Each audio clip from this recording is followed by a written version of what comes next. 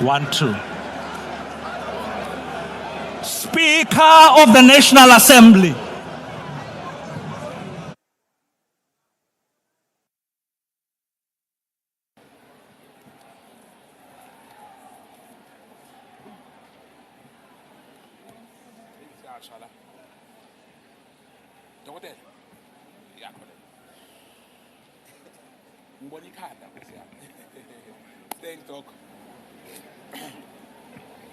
May we now have a moment of silent prayer and meditation.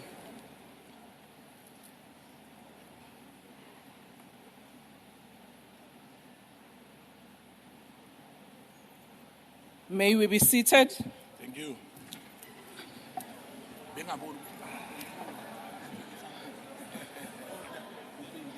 Order, honorable members.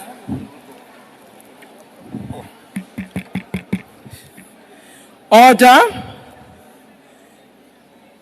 Today we have only one item on the agenda, and that will be the introduction of the appropriation bill, introduction of public sector pensions and related, introduction of Eskom debt relief, and introduction of revenue laws bill. I will now ask the secretary to read the first order.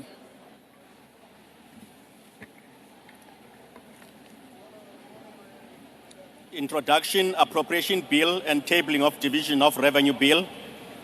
Introduction, public sector pension and related payment bill. Introduction, Eskom debt relief amendment bill. Introduction, revenue laws amendment bill. Thank you, Honorable the Minister of Finance. Order, Speaker.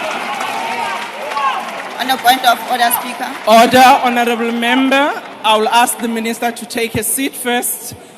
There are two members. Honorable Mauta, there's the first member who raised his hand is Honorable Manye. I'll recognize you after him. Thank you. Honorable Manye, what's the point of order? Thank you, Speaker. Speaker, for us as the MK Party, we are asking purely based on the values of Ubuntu that on the 19th of February we're here to listen to the budget speech, which didn't happen. We think that the minister will be within the values and the realm of Ubuntu for him to apologize to this House for making us come here for nothing, and must also apologize to the people of South Africa, which we represent here, that that day did not happen.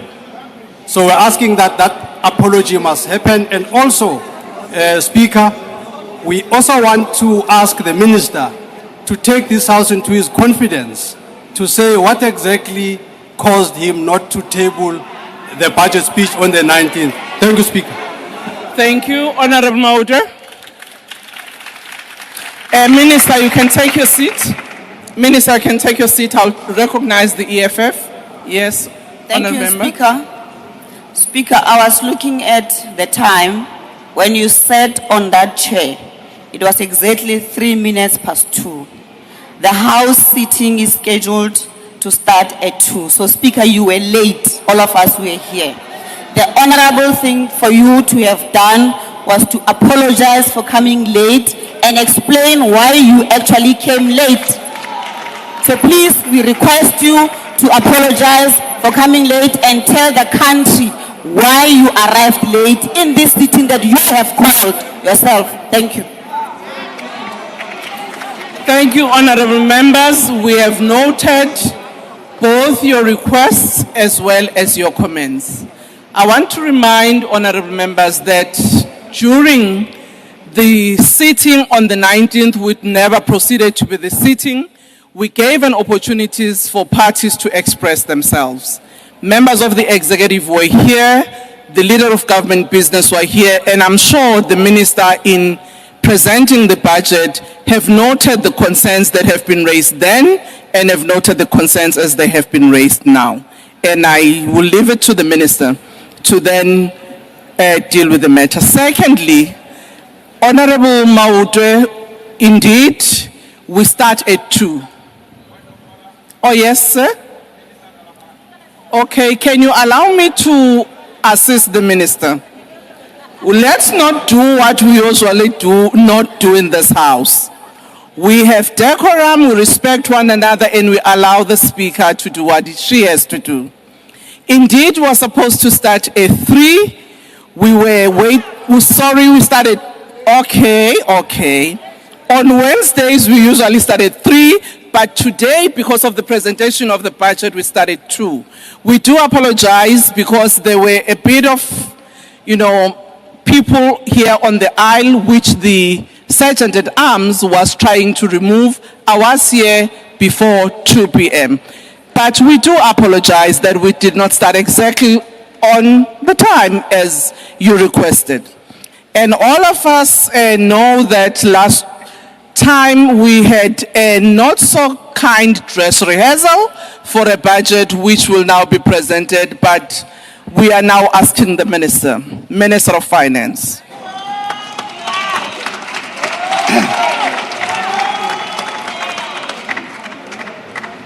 Honorable Speaker, I'll probably assure Khila that I'm going to come back to that issue later. It's taken. Honorable Speaker, Togo Diduza, Deputy Speaker, Anneli Lotrit, Chairperson of the National Council of Provinces, Refulum Ntsweni Tsipane, Deputy Chairperson of the National Council of Provinces, Les Governor, His Excellency, the President of the Republic of South Africa, Cyril Ramaphosa, Honorable Deputy President Paul Mashatile, Cabinet colleagues, members of the Executive Council for Finance, honorable members, Governor of the South African Reserve Bank, Commissioner of the South African Revenue Service, fellow South Africans. Just before, I'm going to come back to that point, Khila. I have the honor to table the following documents before this House. The 2025 Division of Revenue Bill, the 2025 Appropriation Bill, the 2025 ESCOM Debt Relief Amendment Bill, the 2025 Public Sector Pension and Related Payments Bill, the 2025 Revenue Laws Amendment Bill, the 2025 Estimate of National Expenditure, the 2025 Budget Review, and this 2025 Budget Speech.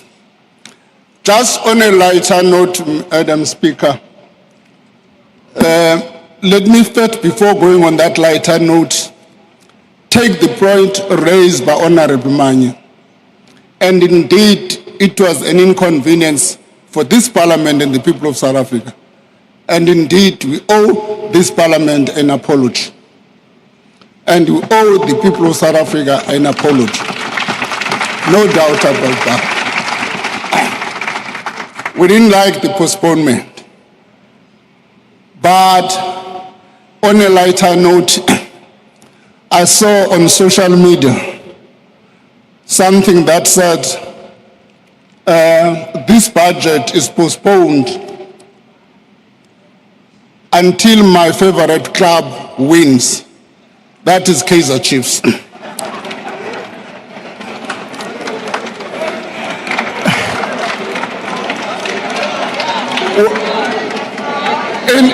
In cabinet,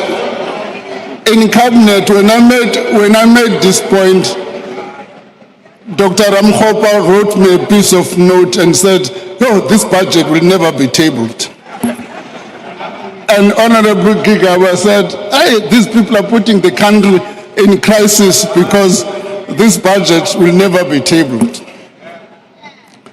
Now, let me go back to the postponement, as I've apologized. Go back to the postponement and say the postponement of the tabling of the budget 3 weeks ago was a regrettable, but perhaps an understandable feature of multi-party governance.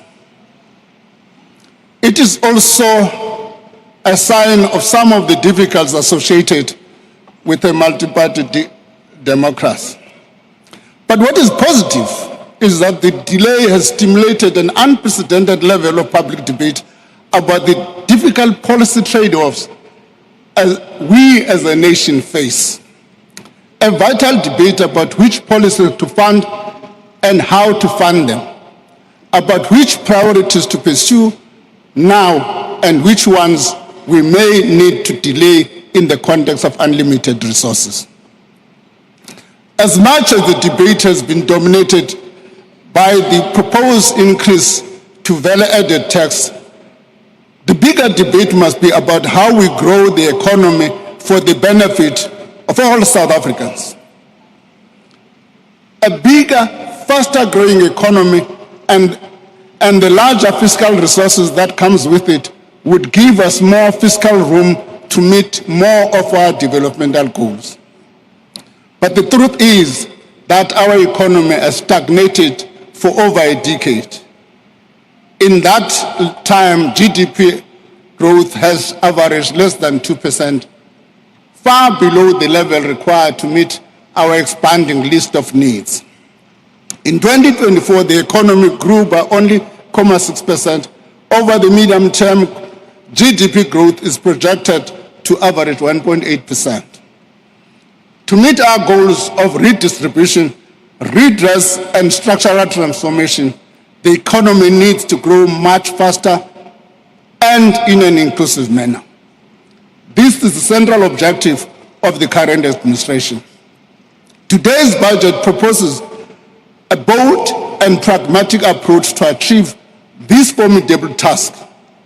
It calls for macroeconomic stability supported by sound fiscal policy, for the deepening of structural reforms to remove the obstacles to growth and job creation, and for scaling up infrastructure to unlock the productive capacity of the economy while building a capable state that supports all these efforts. The budget remains committed to a balanced fiscal strategy.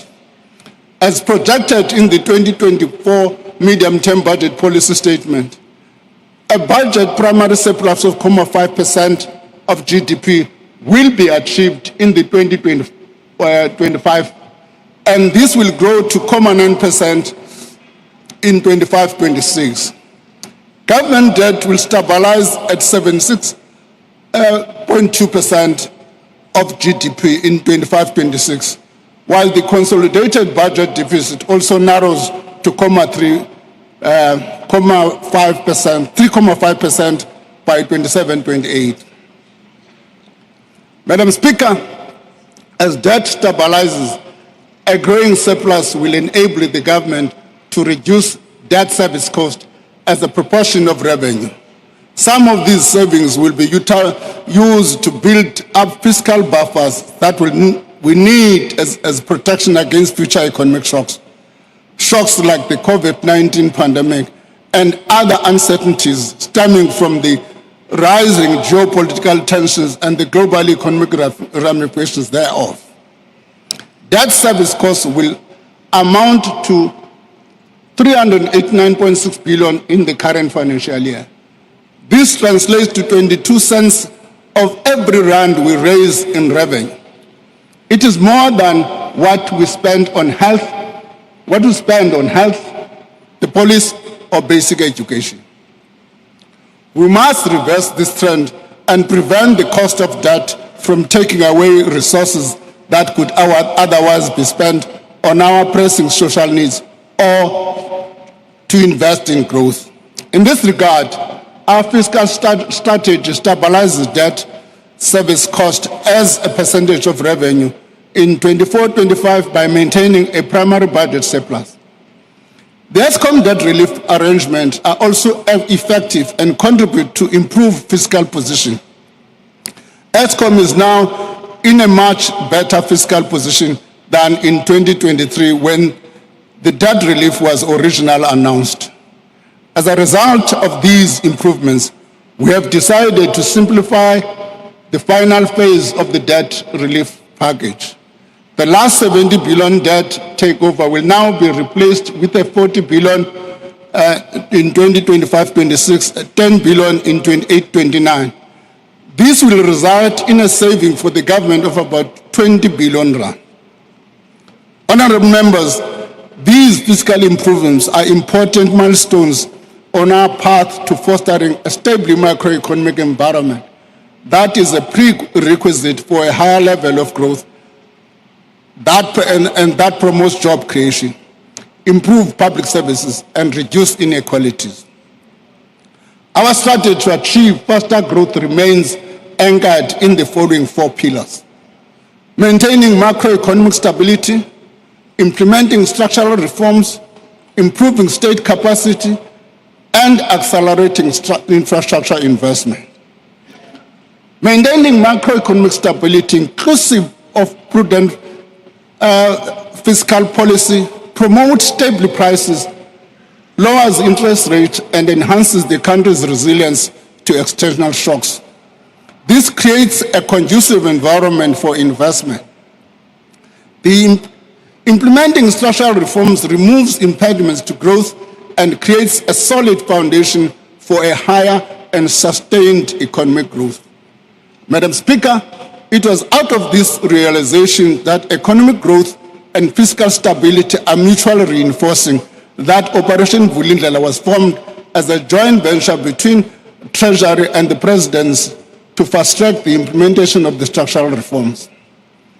Its objective were to stabilize the supply of electricity, create a competitive and efficient freight logistics system, reduce the cost and improve the quality of digital communication, ensure a stable quality supply of water, reform the visa regime to facilitate skilled immigration and support tourism. Since its establishment in 2020, Operation Vulindlela has made real progress in achieving these objectives. For example, the energy reform that created 22,005 more than 10,000 megawatts are formally registered with NASA, which is of the last step in the regulatory process. These projects will contribute to reducing power cuts. The freight logistic roadmap was approved. The roadmap allows private sector participation and gives third-party access. Acceleration in accordance with the network statement. The cost of 1.5 gigabyte data bundle has declined by 51%, allowing individuals and small businesses to access more affordable data. The water use license backlog has been cleared, unlocking billions in investment and freeing projects that had stalled because of the backlog. The water quality regulatory system was reinstated for the first time since 2014. This is the green drop, blue drop, and no drop certification that enables effective intervention in supporting failing municipalities to provide clean water to citizens. E-visas for travelers from 34 countries have been introduced to significantly boost tourism. The Trusted Employer Scheme has been established to fast-track visa process for major investors. These achievements have eased economic bottlenecks and built on the successes. So phase 2 of OV will focus on the following: through existing reforms in energy, water, logistic, and visa system. Strengthen local government in improving the delivery of basic services. Harnessing digital public infrastructure as a driver of growth and inclusion. And creating sufficient productive and inclusive cities. Madam Speaker, infrastructure is a key pillar of our growth strategy. It is the bedrock for economic development, a key source of jobs, and an avenue for scaling up service delivery. This budget reflects that understanding. Allocation towards capital payments are the fastest growing area of spending by economic classification. Public infrastructure spending over the next 3 years will amount to more than 1 trillion rand. The spending will focus on three sectors. 402 billion rand for transport and logistics, 219 billion for energy infrastructure, 156 billion rand for water and sanitation. In transport, the South African National Roads Agency will spend 100 billion rand over the medium term to keep the national road network in good condition. Provincial roads departments will reseal over 16,000 lane kilometers of roads in their areas of authority. Passenger Rail Agency of South Africa is making steady progress to rebuild the infrastructure to provide affordable commuter rail services. To sustain this progress, we have provisionally allocated an additional 19.2 billion over the medium term for critical signaling. This will enable commuters from areas such as Mamelodi, Wamashu, Motherwell, Khayelitsha, Naledi, to name but a few, to catch a train every 10 minutes.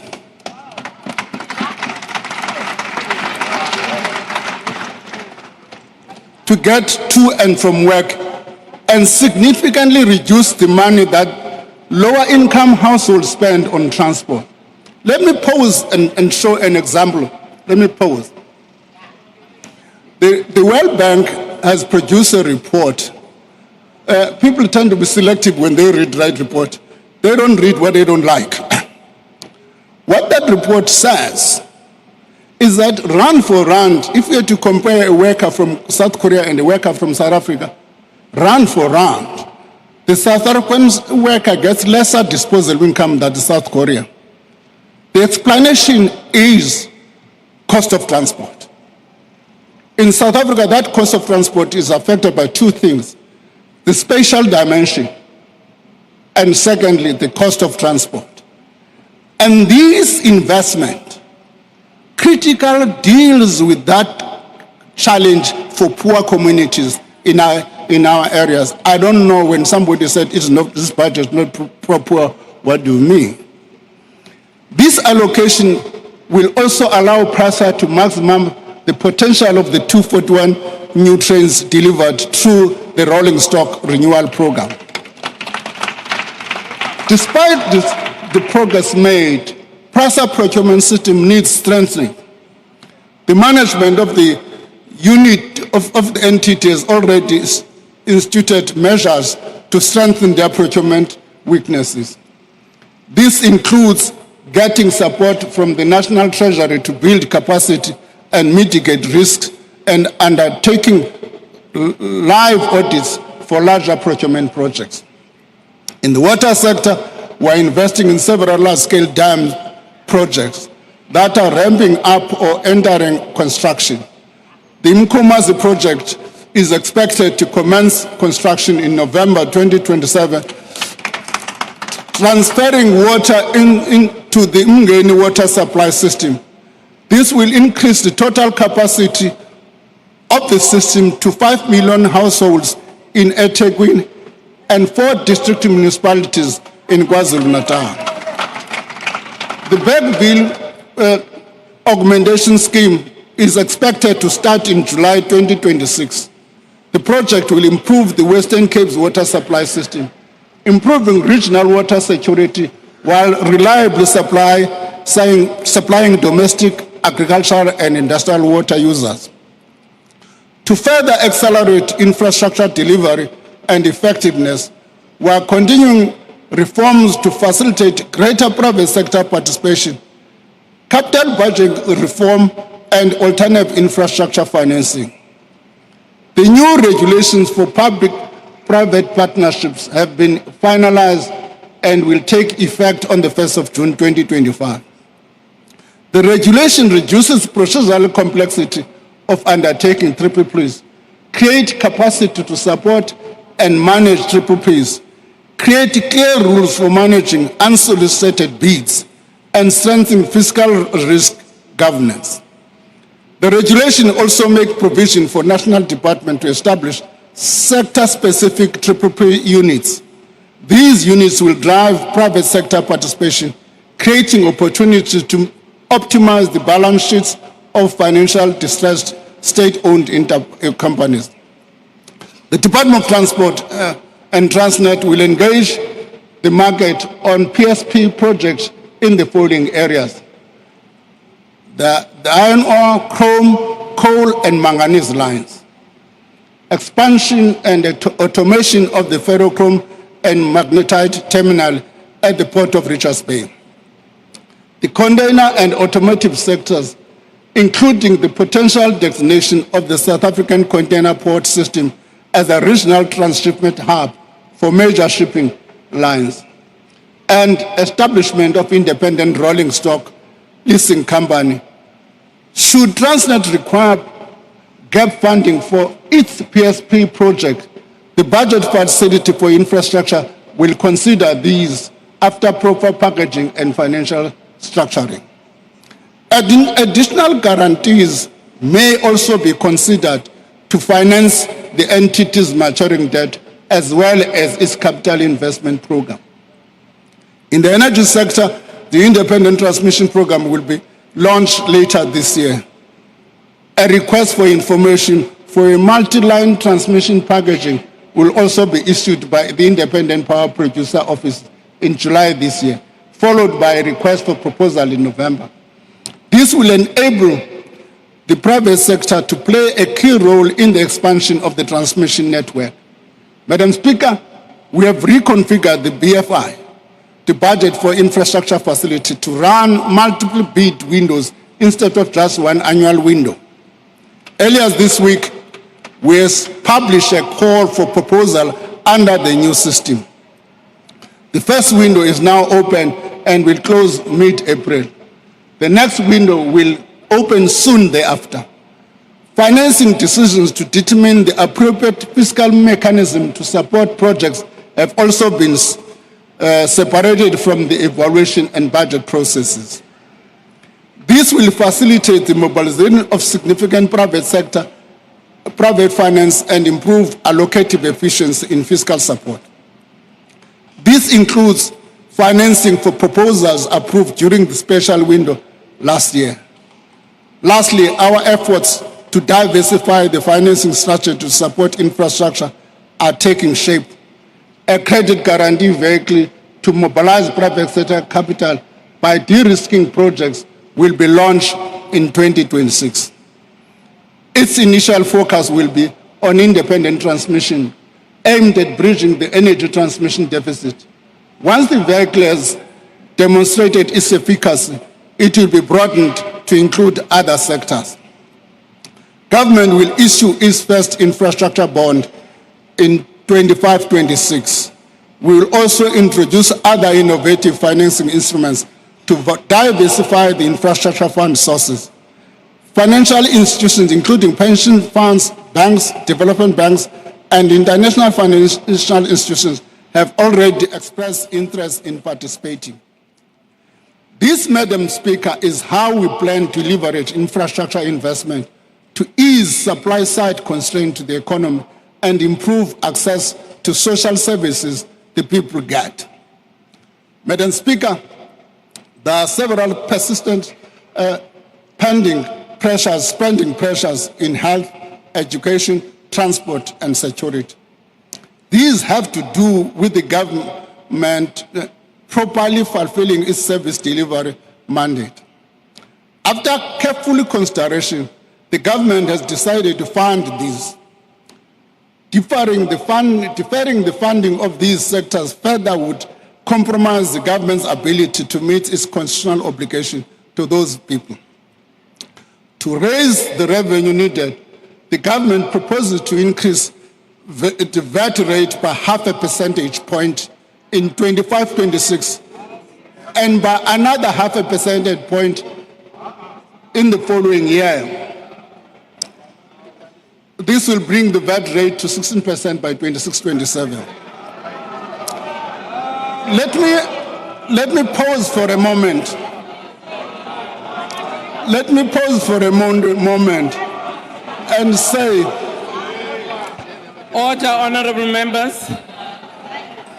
Let's allow the minister to finish his presentation. Madam Speaker, should the spending reviews and other measures we're embarking on yield enough extra revenue, we will reassess the need to embark on the second 0.5% point increase to that. Government also proposes no inflationary adjustment to personal income tax brackets and medical tax credits. These measures will raise 28 billion in additional revenue in 25-26 and 14.5 billion in 26-27.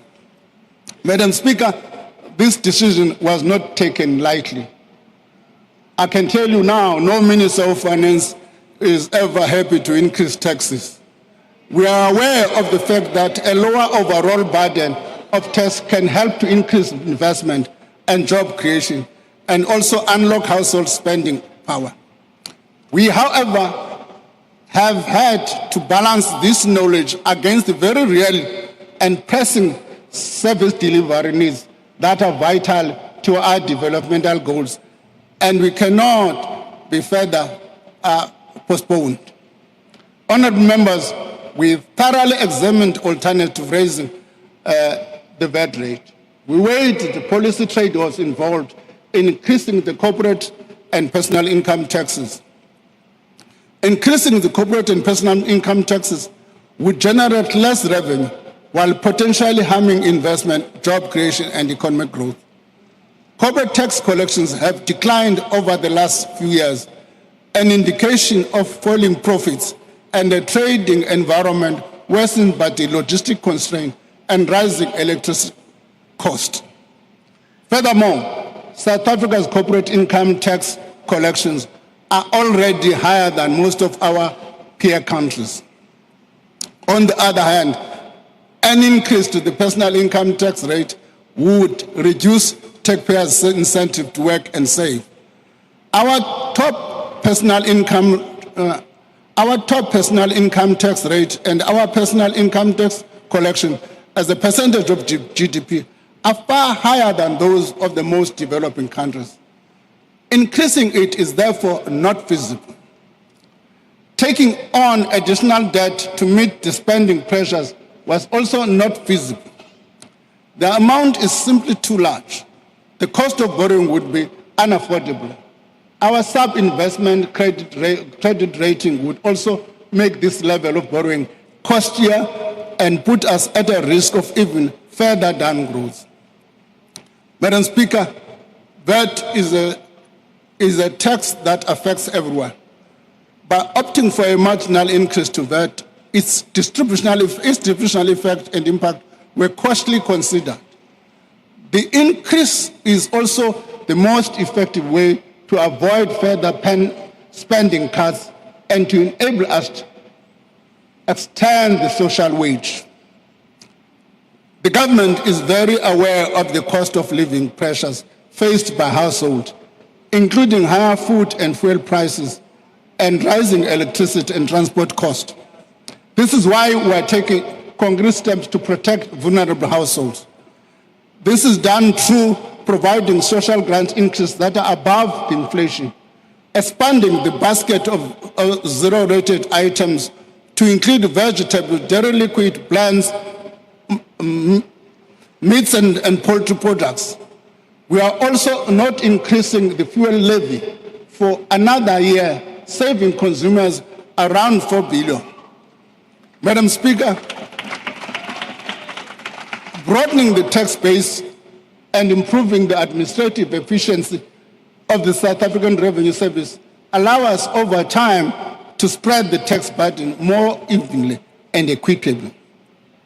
With this in mind, SARS is allocated 3.5 billion in the current financial year and an additional 4.4 billion over the medium term.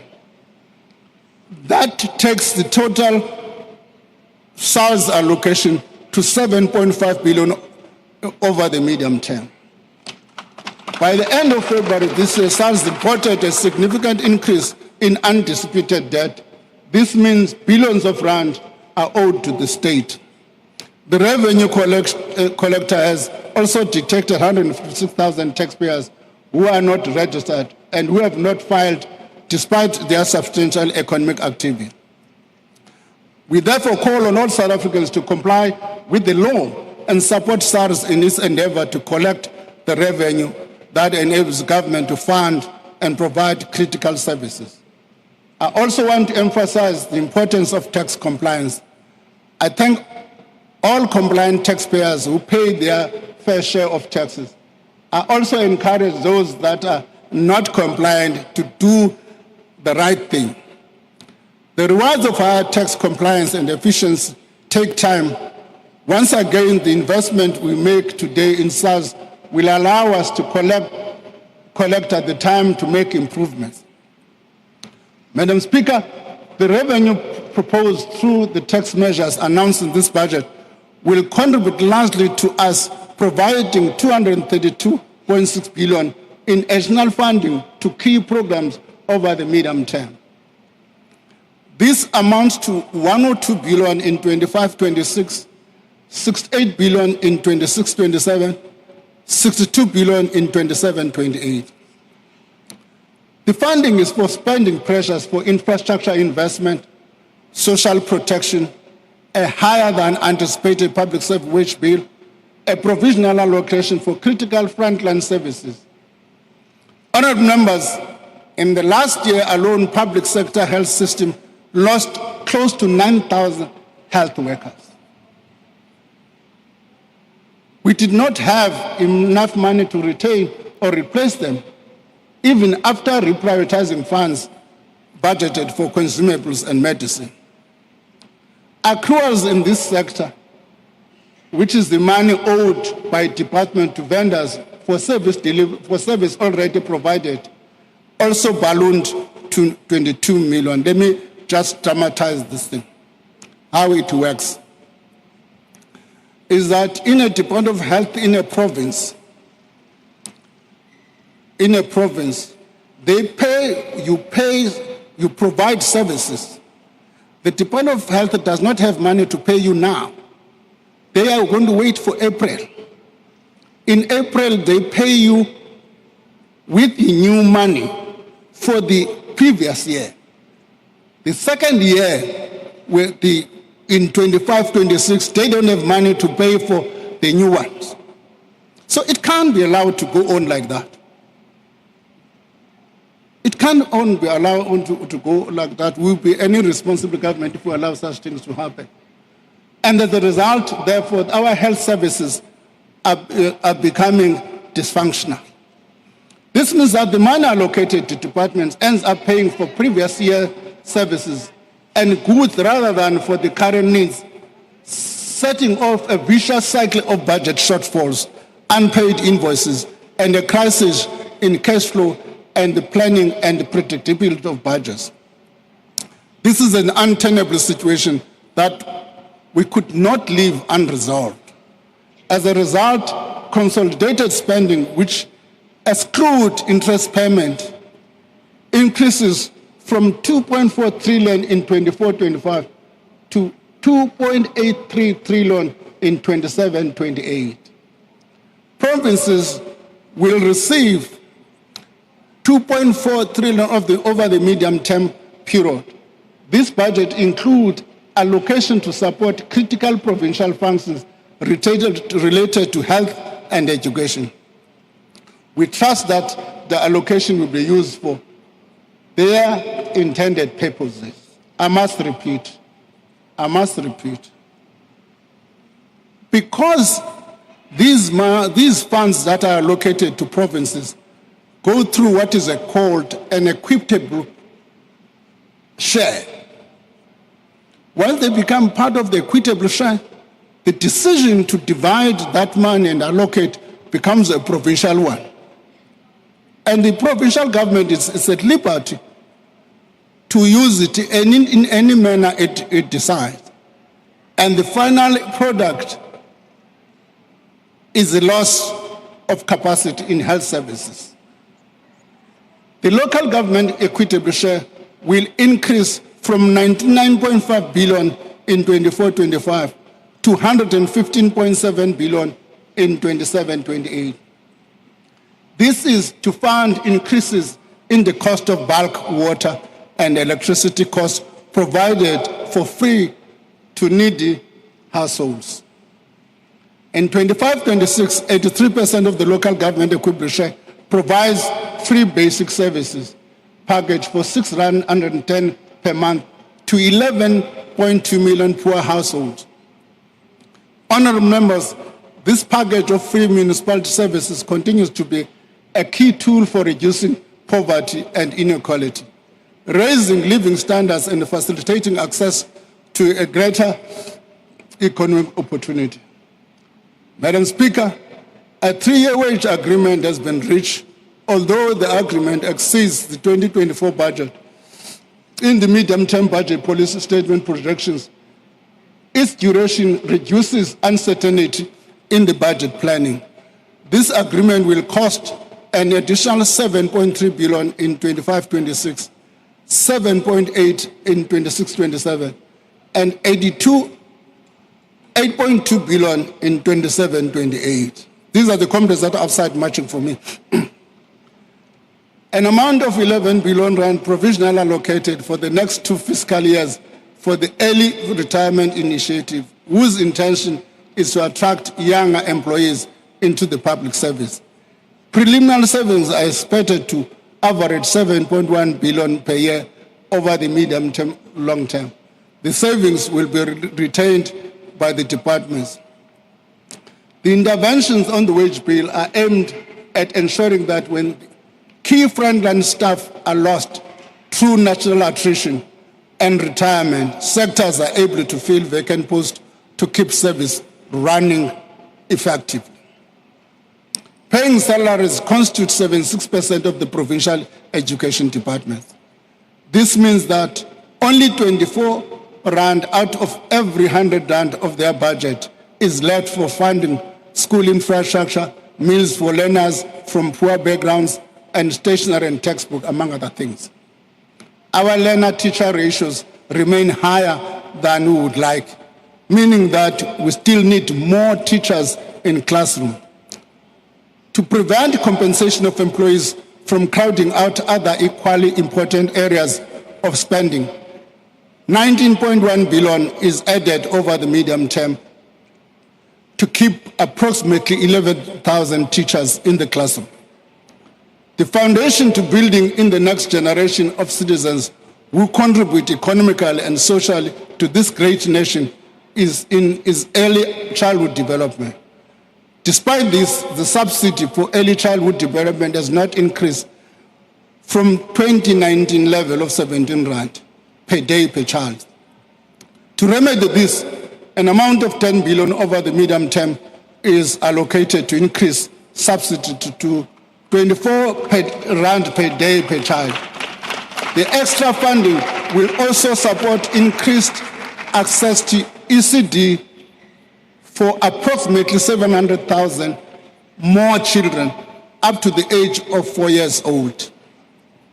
Health spending will grow from 277 billion in 24-25 to 329 billion in 27-28 to support equitable provision of public health services, including free primary health care services. Like in provincial education, a significant portion of provincial health budget is spent on salaries and wages. 28.9 billion is added to the health budget, mainly to keep about 9,300 healthcare workers in our hospitals and clinics. It's also be used to employ the 800 post-community service doctors and to ensure that our pharmacists do not run out of medicine. Honourable members, social grants are allocated 284.7 billion rand in 25-26. This allows us to increase the old age grant, disability grant by 130 rand. Now let me tell you a story. I was working here in Waterfront. An old man comes to me and he says, thanks for the 150. But the 150 now is gone. He said, but I don't need VAT. Now, because of the reduction in the VAT, I had to reduce the 150 to 130. The child support grant by 30 rand. The foster care grant by 70 rand. The COVID-19 social relief in its current form will be extended by a year to March 2026. 35.52 billion rand is allocated for this purpose. Let me correct a myth here. A myth that suggests that I'm trying to pose as two alternatives is either VAT or SRD. Didn't say that. What I did say is that the SRD has been a temporary grant. We have been debating to find a funding source for it so that it should not continue to crowd other spending. What we are attempting to do is to stabilize exactly that, to make sure that this grant is not only sustained, but it also does not crowd out other spending. We go on in this speech and in the previous one that leaked. Same sentence. As announced by the President in the State of the National Address, the SRD will be used as a basis for the introduction of sustainable form of income support for unemployed people. The future form and nature of the SRD will be informed by the outcome of the review of the active labor market policy programs. This is expected to be completed by September 2025. Madam Speaker, nearly 28 million beneficiaries will access social grants. The truth is that it is one of the most comprehensive social safety nets among emerging economies. This reflects our commitment to addressing poverty and inequality while keeping our spending sustainable. In this budget, we have also made a provision to replenish the funding for our security functions and peacekeeping commitments. 9.4 billion is allocated to fund the Defence Force and correctional services. Over the medium term, 5 billion has been allocated to the Department of Defense to support South Africa's participation in the SADC mission in the Democratic Republic of Congo and to supplement existing peacekeeping activities. We will continue working with the Department of Defense on ways to change the composition of expenditure to modernize the defense force moving forward. Madam Speaker, combating financial crimes and corruption is essential to protecting the integrity of our economy and the institutions that foster stability and social well-being. Funds are allocated for enhancing the financial forensic and accounting capabilities in our law enforcement institutions, further strengthening our ability to detect and prosecute complex economic crimes.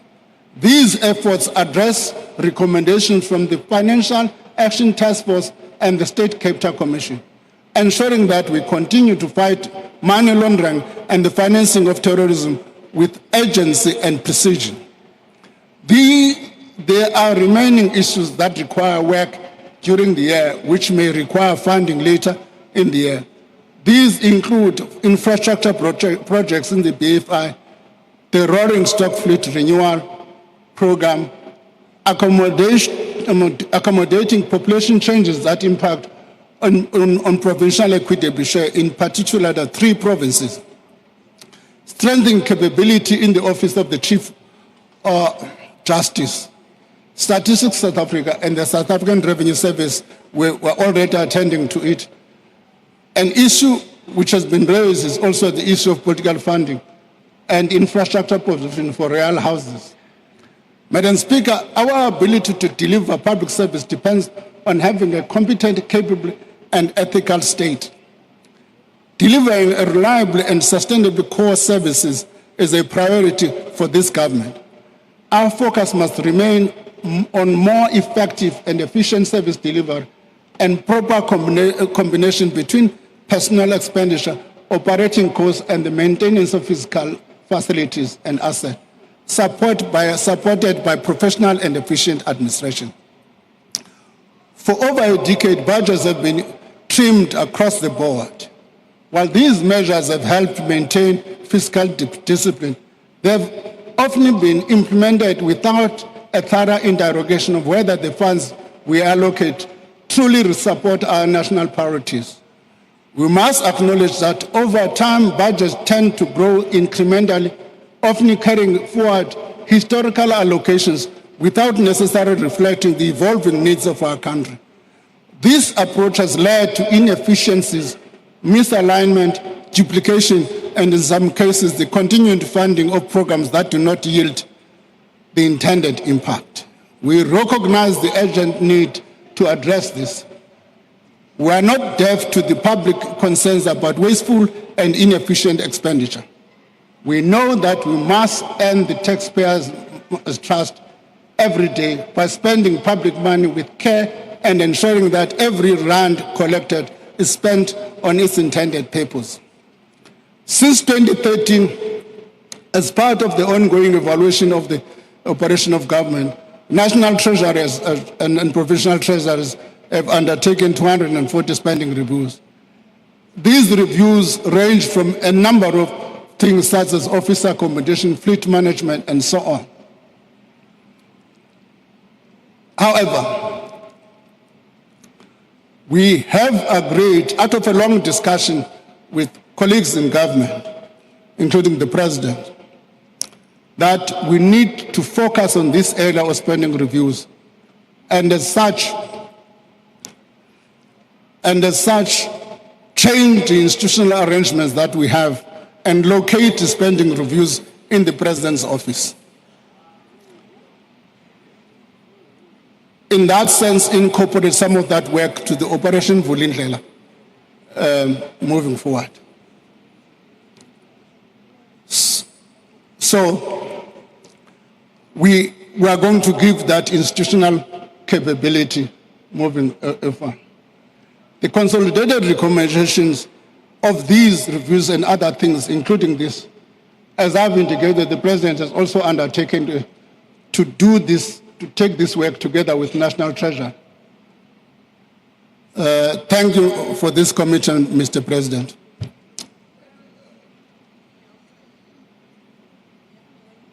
As the National Treasury, we are ready to take the lead to improve effectiveness and efficiency of spending. We will, together with the President, undertake an audit of ghost workers, starting in national and provincial departments. Use the ongoing detailed review of labor market activity provision and public employment program to consolidate and rationalize to reduce duplication and improve operational efficiency across more than 100 active labor market programs in over 20 public institutions. The recommendation of this review will also be presented to Cabinet in due course. The entire public employment ecosystem. The aim of this review is Treasury will implement a significant changes to the budget process by reassessing the initial assumptions informing budget allocations with a view to creating room for improving spending. Madam Speaker, these reviews go beyond mere cost-cutting measures. They are allowed to systematically assess whether public expenditure is effectively aligned with the priorities of the government and whether it delivers the best possible value for money and impact for the people of South Africa while keeping us on the path of fiscal sustainability. These initiatives will give impetus to the slow implementation of the recommendation of the spending review. I call on ministers, MECs, DGs, HODs, and every official responsible for public funds to embrace these efforts and play their part. The proliferation of conditional grant has necessitated a review of the conditional grant system to reduce duplication and improve effectiveness of the programs. This project will implement the first phase of the recommendations of the review and include merging conditional grants in the basic education and agricultural sector. Preference-based conditional grants to metropolitan municipalities are also introduced, linked to institutional governance and financial reforms to improve services. Madam Speaker, the incentives in our current disaster management system are skewed towards relief and rehabilitation, when mitigation and readiness to minimize damage is the most cost-effective response.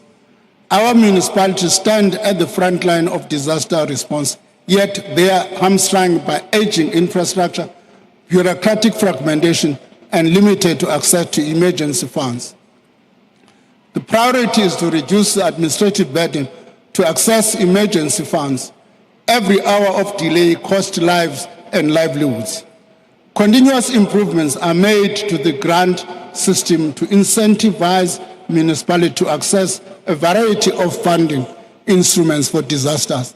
These include their own budget, the contingency reserve, conditional grant funding, and insurance. The budget allocates 1.7 billion to respond to future disaster over the medium term, while 4 billion is provisionally allocated to address backlogs recovery efforts for provinces and municipalities. The decline in municipality services is evident across cities. Towns and rural villages highlights the systematic challenges faced by this varying group of municipalities. As outlined by the President in his State of the Nation address, phase 2 of Operation Vulindlela, the institutional structure of local government will be reviewed through the updating of the white paper of local government. In line with the Constitution, the principle of funds follow functions. The review of local government fiscal framework will examine how to appropriately finance local government relative to their functions and their form. Reforms to the revenue-generating service of local government, namely water and sanitation and electricity and refuse removal, are underway.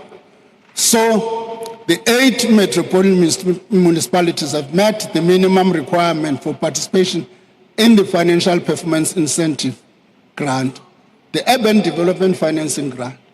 Further allocations in the grant are dependent on municipalities meeting specific targets related sets out in their performance improvement action plans. For 25-26, this includes critical institutional governance and management changes to creating an enabling environment for local term investment infrastructure. By ring-fencing the revenues from these services and running operating surpluses, these business units can generate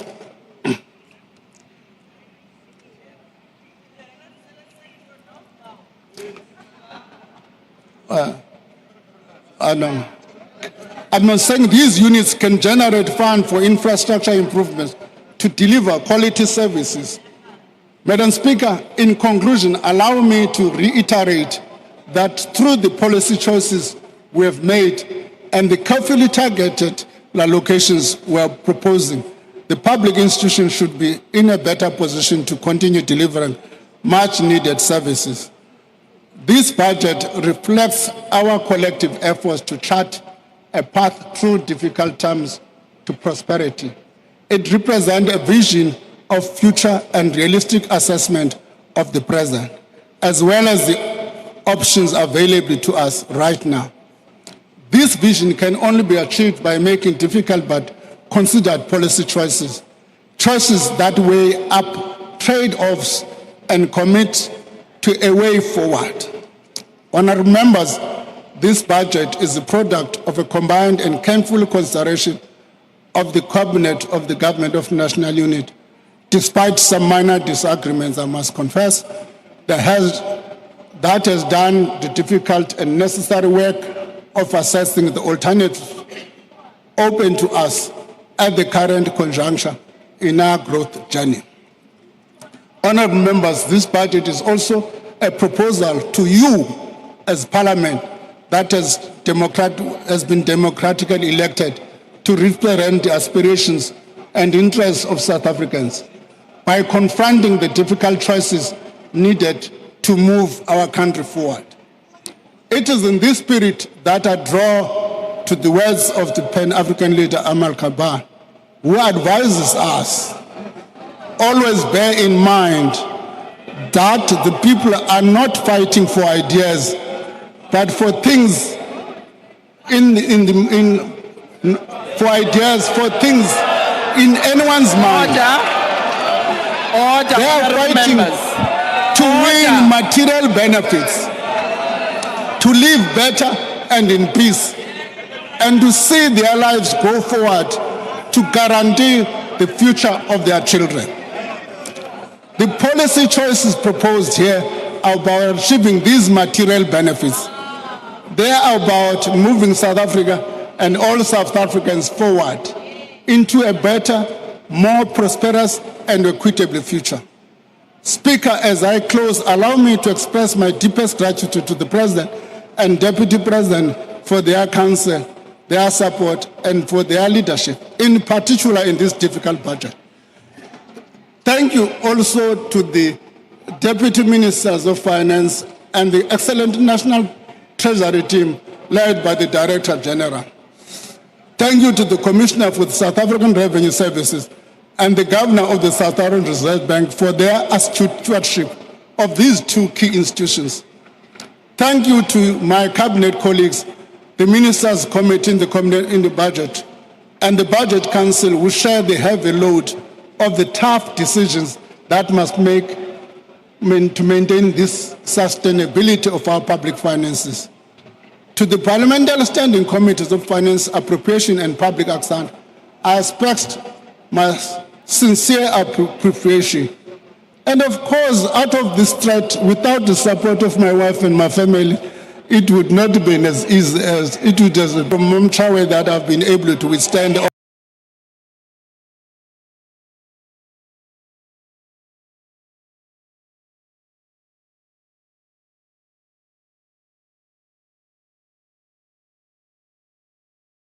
Who continue to entrust their aspiration to us. I thank you. Thank you, Honourable Minister.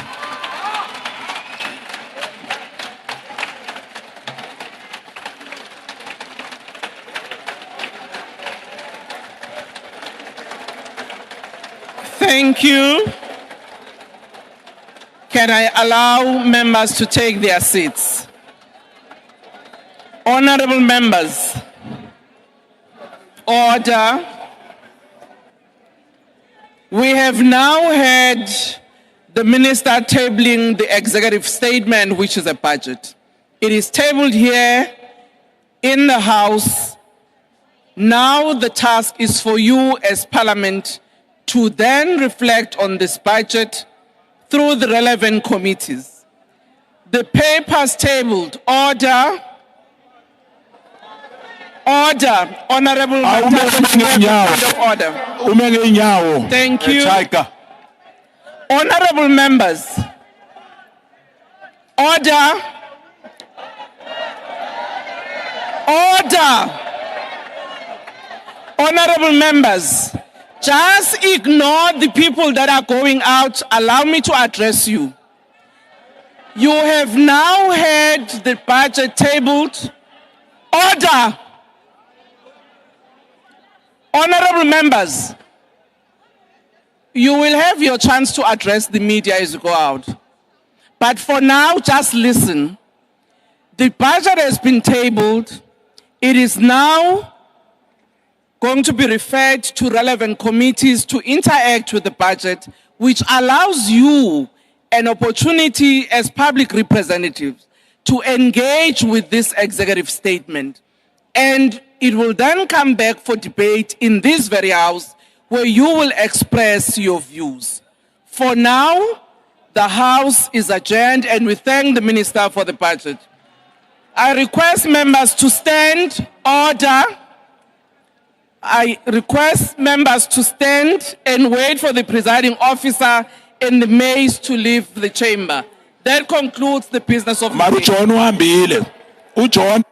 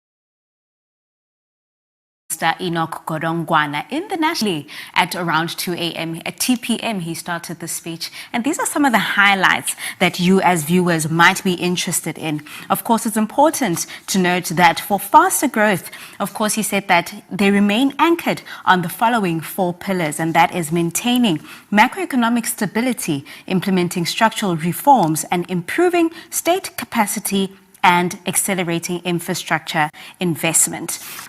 Of course, to go onwards, we talk about VAT because that was the one issue that a lot of people had contentions and conflictions with. And of course, that is one of the reasons why we saw a postponement on the 19th of February 2025, when initially the minister was to take to the podium, and those proceedings were postponed as a result. And today, these are some of the increases and the proposals that he has made to the National Assembly. Of course, he says that to raise the revenue needed, that the government would propose an increase in VAT rate by 0.5 percentage point in the year 2025 to 2026, and by another 0.5 percentage point in the following year.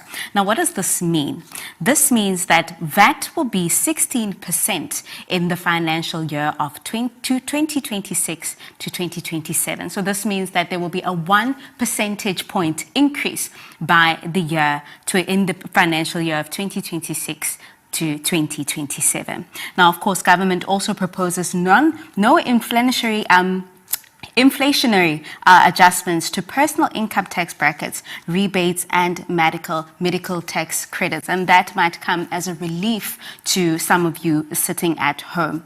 Of course, the minister then reasons out the reasons why they went for VAT instead of the other alternatives, and they say that they've examined alternatives to raising the VAT rate, and they've weighed up the policy trade-offs involved, including increases to corporate and personal income taxes. Now, increasing corporate or personal income taxes would generate a loss or would generate less revenue, and while potentially harming investment, job creation, and economic growth. Of course, this talks to some of the conversations that we've had here on Parliament TV about balancing the needs in South Africa at the moment. Earlier in the week on Monday, we heard Mr. Musi Memani saying that we're in a position where the minister either has to, there's no good or bad decision. It's either you make a worse or worser decision, and these are some of the trade-offs that the minister has proposed. Of course, he goes on to say that corporate tax collections have declined over the last few years, and that is an indication of falling profits and a trading environment that has worsened by the logistics constraints and rising electricity costs. Of course, he says that South Africa's corporate income tax collections are already higher than most of the peer countries. And of course, this then talks about investment, and that's a trade-off then that we see that the minister might have made to ensure that he increases VAT by 0.5% in the following financial years, and rather leave corporate tax to at the risk of not getting investments in South Africa. And of course, then he says, on the other hand, an increase to personal tax would reduce taxpayers' incentives to work and to save. Now, going on towards social security, these are some of the commitments that the minister proposed. Now, he says that social grants are allocated 284.7 billion rands in this financial year. And this means that the old age and disability grants will increase by 130 rand by April, bringing it to 2,315 rand. The child support grant will be increased by 30 rand, bringing it to 560 rand per month. And the foster care grant will be increased by 70 rand. Now, of course, you ask yourself, then what about the COVID-19 social relief of distress grant then? So in its current form, the minister explained that it will be extended by a year to the end of March 2026. And this means that 35.2 billion rands will be allocated for this purpose. To repeat that, the old age and disability grants will be increased by 130 rand in April. The child support grant will be increased by 30 rand this month. And that will amount to 560 rand, and the foster care grant will be increased by 70 rand. The COVID social relief of distress will remain the same, and it has been extended to the year 2026 in March. Now, when it comes to peace and security, and this has been a contentious issue, especially with the fallen soldiers of South Africa in the DRC earlier, he says that over the medium term, 5 billion rand will be allocated to the Department of Defense to support South Africa's participation in the Southern African Development Community, that's the SADC region, mission in the Democratic Republic of Congo, and to supplement existing peacekeeping activities. And of course, 9.4 billion rand has been allocated to fund the Defense Force and correctional services. Now, moving on to ensuring that government cushions households, especially within the cost of living pressures that we find ourselves in. The minister has said that the reason why they have taken such concrete steps to protect vulnerable households is to ensure that they cushion the cost of living pressures that you feel at home. And they have done this by providing social grant increases that are above inflation and expanding the basket of the VAT zero-rated food items to include canned vegetables, dairy liquid blends, and organ meats from sheep, poultry, and other animals. And another thing that they have done is that they are not increasing the fuel levy for another year, saving consumers around 4 billion rand. Of course, another contentious issue, was resourcing SARS and ensuring that the collection of revenue is done so in an efficient and effective way. And in this case, the minister has said that broadening the tax base and improving the administrative efficiency of South African revenue services allows them over time to spread the tax burden more evenly and equitably. And as a result, SARS has been allocated 3.5 billion rand in the current financial year, and in an additional 4 billion rand over the medium term.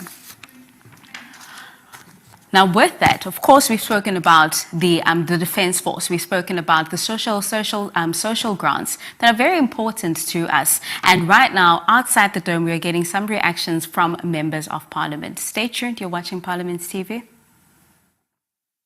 Increase in petrol prices and electricity prices and the cost of living. On top of that, they are adding VAT increase, which clearly shows that they want to suffocate South Africans to an extent of not having anything to live by. Of course, we've Look, spoken about if they want to raise money, why do they not go after the irregular and wasteful expenditure, which is in excess of 126 million?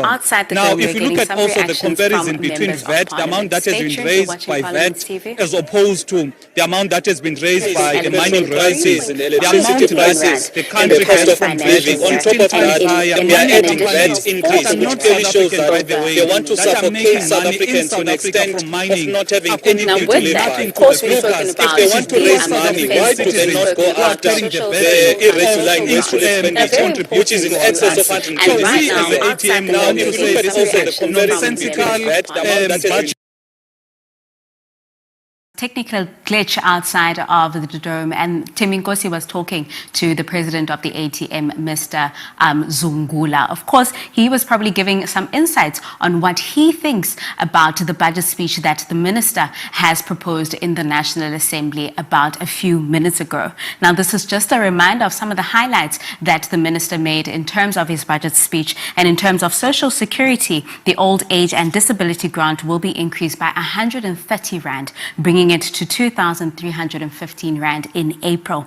The child support grant will be increased by 30 rand, bringing it to 560 rand per month, and the foster care grant by 70 rand.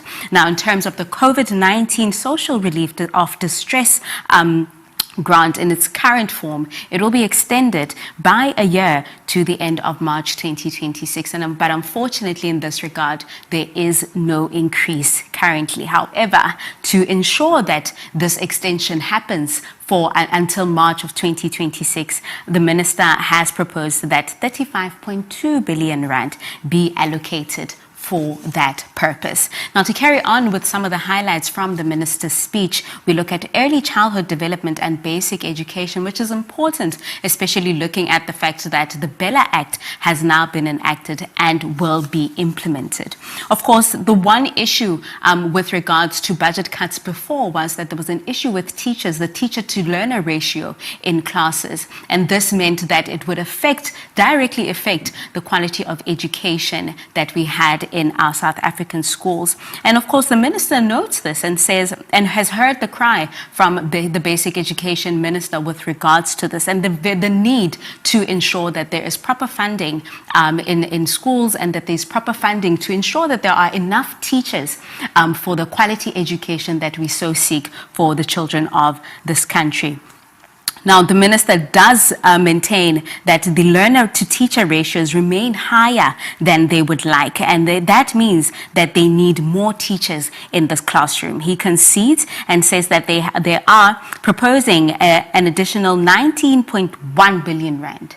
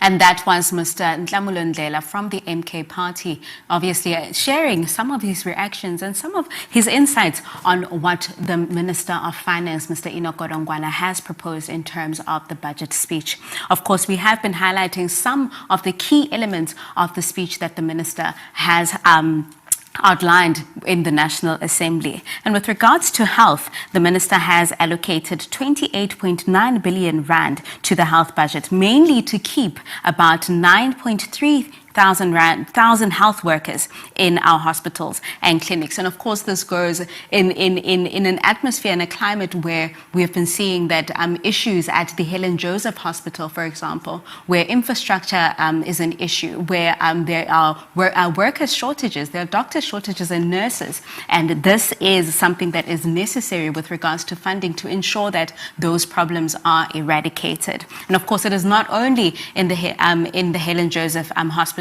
and it is throughout the country where we see that there's an issue of infrastructure and staff shortages within the public sector. To go on, it will also be used to employ 800 post-community service doctors and to ensure that our pharmacies do not run out of medicines. Now, with regards to infrastructure, especially having touched on what is happening in the health sector and how it directly links to the infrastructure development, it ensures that he said that public infrastructure spending over the next 3 years will amount to more than 1 trillion rand. And the spending will focus on 3 sectors. 402 billion rand of transport and logistics will be allocated there, 219.2 billion rand for energy and infrastructure, and 156.3 billion rand for water and sanitation. Now, these are some of the commitments that the minister has made. And of course, like the speaker has said, that this process will be ongoing within Parliament throughout the committees that are there. These include the Portfolio Committee on the Standing Committee on Finance, the Standing Committee on Appropriations, and the committees within the NCOP. Just a reminder of what the minister has proposed in terms of social security, especially having highlighted on the issues of poverty and inequality in our country with our interview that we had with Professor Julian May earlier on of the National Planning Commission. The old age and disability grants will increase by 130 rand. The child support grant will increase by 30 rand. The foster care grant will increase by 70 rand. And the COVID-19 social relief of distress grant will remain the same.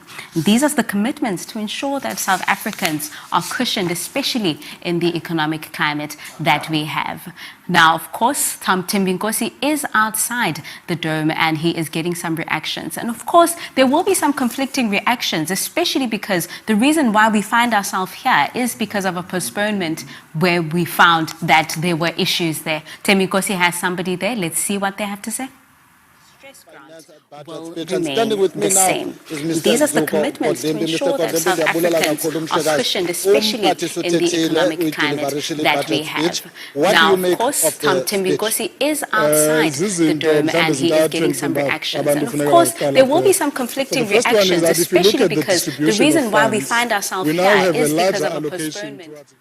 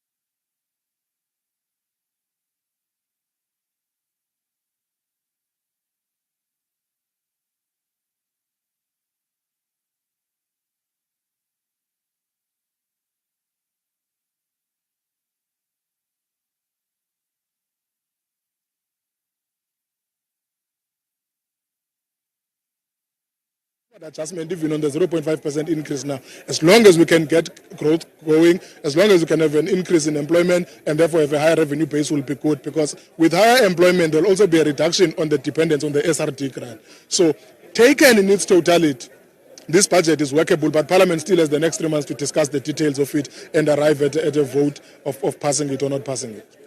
So ingaba izindaba zithetha ukuthini for abantu baseKhayelitsha, abantu abakuTsolo, abantu abase-KZN kwaNongoma, abantu abaseMpumalanga eSekhunda? As long as we can get ithetha into enje, as long as we can ukubenzela amathuba omsebenzi, ukuze sikwazi ukubenzela amathuba omsebenzi. With higher employment there will also be a reduction on the dependence on the SRD. So taken in its totality, this budget is workable, but Parliament still has the next 3 months to discuss the details of it and arrive at a vote of passing it or not passing it. So ingaba izindaba zithetha ukuthini for abantu baseKhayelitsha, abantu abakuTsolo?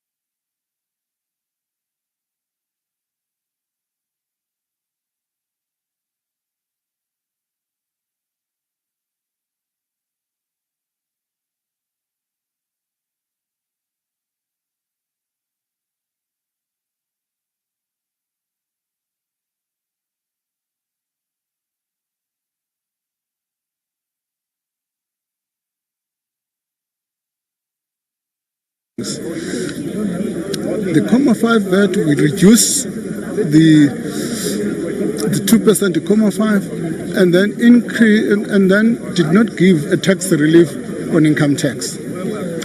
And just with regards to the opposition parties, they are saying that you should have opted rather for wealth tax or corporate tax. How do you respond to their criticism? No, problem with these people, it's nice when you don't have the responsibility. Let me just give you an example. If you go into Rustenburg as we speak, Glencoe has closed 7 furnaces and the impact on 13,000 employment. Now, if you were saying you are going to fast track that process of retrenchment by increasing more corporate tax, what do you mean? You're just putting more people on 350. That's basically what you mean. So I don't think it's logical. South African companies are affected by high electricity, weak logistics, and now you're saying let's put more tax on them. It's high unemployment. You'll be tabling the recommendations of the consolidated spending reviews to Cabinet in the next month. What can we expect to come out of that? There are spending reviews, but the colleagues, which we want to concede, that spending reviews that have been done. But with the president, we've agreed, let's accommodate colleagues that says, let's do new comprehensive one. We will use the existing one, but do new comprehensive spending reviews with the hope that will generate some savings. All right, Minister, before I let you go, are you still angry at the SARS commissioner? No, he's my friend. You are on the same page now? We're on the same page. I don't know, we've met how many times over, about 5 times over this, from the 19th to today. All right, thank you so much, Minister Enoch Godongwana. For just being naughty there, I'm going to bring in SARS Commissioner Edward Kiswita. Sir, coming into this budget, of course, you had called for a bolstering of SARS to be able to get all those people who are not complying with tax. Has the minister gone enough in terms of giving you that capacity to ensure that you collect this tax that is uncollectible at the moment? Look, of course, we will continue to make that call for the investment of SARS because that's our conviction. A lot has been made in the media of the 800 billion that is uncollected. Let me just explain what that is. A significant amount of that, about 45% of that, is what we call uncollected debt and outstanding returns. And these are debt that may or may not be in dispute. The most significant part is not in dispute, but taxpayers are just not paying it. And in order to get that, SARS has all kinds of legal instruments, from a friendly phone call to taking out a civil judgment, to attaching assets, to appointing third-party agencies to collect the debt. But all of this requires work. You may recall that last year we announced that we had resolved over 2 million such cases and collected an additional 91 billion from that. That work we want to step up because there's a significant amount of work in outstanding returns and in terms of outstanding debt. So the 2 million that the minister has, 2 million of the money that we have been allocated will be focused on driving a debt recovery program for SARS, and based on our past successes, we know that that will add a significant positive yield into the fiscus. The minister talks about 156,000 people who ought to be paying tax but are not. How are we going to get that number down? So that's not 156,000. That's a fraction of the number of people who don't tax. So what we have done, using artificial intelligence, we do predictive modeling. What that allows us to do is to detect people in the economy who are economically active. We then correlate that to our tax register, and then we discover that they are not registered, or historically they've not been required to file. And yet you see, because at some stage we may have taken the current status of a taxpayer and they would have been below the filing obligation that we have set. But 10 years later, they have improved their position, and then when you see the assets that they have, maybe the luxury cars or the houses that they own, you say there must be something wrong here. And then we drill down into that, and we have discovered over 30,000 individuals who have economic activity but not registered, and the 156,000 you have mentioned who ought to be filing but are not. And that's the power of data and artificial intelligence. It allows us to collect the dots and then to connect the dots and to find people who consciously and wittingly break the law. Go after them. SARS Commissioner Edward Kiswitter, I wish you all the best in your work in terms of SARS collections. For more reaction, we cross back to my colleague Abra. Bulelani, thank you very much. With me again, I have Brett Hayden of Good. Mr. Hayden, earlier we spoke about bread and butter issues. How pro-poor this speech? Well, look, the increase in VAT is going to have an effect on everybody, and that disproportionately affects poor households. So there is going to be an impact on poorer households with this VAT increase. The VAT increase is not as large as was proposed in February, and there is an increase in the number of VAT exempt items. But there is going to be an impact. But overall, the balancing act that the minister achieved is encouraging to the extent that we are avoiding an austerity budget. And our fear was that, or our concern was that, in order to balance this budget, he would engage in large-scale cutting of programs and expenditure. But the expenditure that was important for South Africans and to address economic growth and poverty protection and alleviation remain in the budget. So the increase in the social grants, the retention of the social relief of distress grant, and the transition into some other form of social security, the investment in education so that we can protect the number of teachers and protect teacher jobs, the investment in health, the investment in the rail system is absolutely crucial if we're going to achieve the economic growth. So it was a balancing act of keeping the expenditure in the budget, not cutting it, and there is pain for all South Africans and unfortunately disproportionately for poor South Africans in this increase from 15% to 15.5%. So would you say the minister did the best with what he has? I think the minister did the best with what was available in the short period of time. The lesson to be learned is that we need a longer runway of time in order to make these fundamental changes that will free up much more funding for projects and also eliminate waste and introduce new tax measures. And so the minister's commitment and the president's commitment that he referred to of creating a team that will look at each department's budget and eliminate those projects and programs that are not efficient and not having an impact is welcome. You know that Good has been calling for allocative efficiency all along, so that's a welcome step, and we should start seeing the benefits of that in the next budget. So I think the minister did the best that he could within the short space of time. It's unfortunate that VAT goes up 15% to 15.5%, but the protection of the expenditure is crucial, and we are very relieved that has been retained.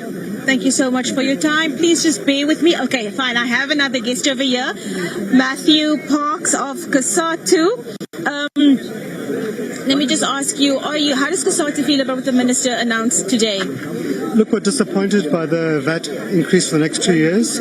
Also not adjusting personal income tax for low income, for middle income workers. That's going to make life more difficult for people who are already drowning in debt, who are struggling to survive with the cost of living, whose wages don't keep pace with inflation. We thought it is unnecessary. There's other alternatives that we had given towards capacitating SARS, to reducing tax loopholes that wealthy, rich companies exploit.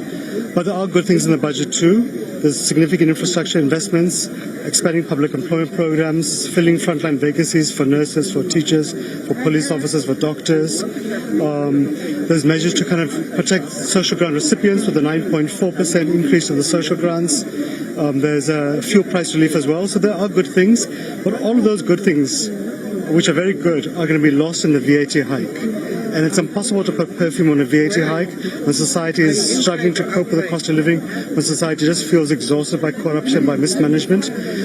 So that for us is unnecessary, but we hope that in the next week or 2 weeks at Parliament that there'll be some sobriety, people can review these things. We hope we will take our proposals to government and to Parliament to say, let's look at alternatives to increasing taxes upon the poor. I was going to ask you about the next 2 weeks. Politically speaking, I mean, how do you think this is going to play out? Well, right now, Treasury doesn't have the numbers to get this thing through. Other parties have indicated they won't support a VAT hike. We also can't support it, and we think Parliament's got the space, it's got the legislative power to review the budget. The budget is simply a proposal. So we hope that Parliament can make a few amendments, give more support to SARS, look at alternative tax measures besides taxing the poor through VAT or through income tax adjustments, and also to adjust the SAD grant for inflation. If we do those two things, we think we can have a good budget. But the problem is that those two things are so big, they're going to poison the waters of what otherwise are many good aspects to it. Matthew, thank you so much for your time. Matthew Parks of Kasatu. I am now crossing over to Bulelani.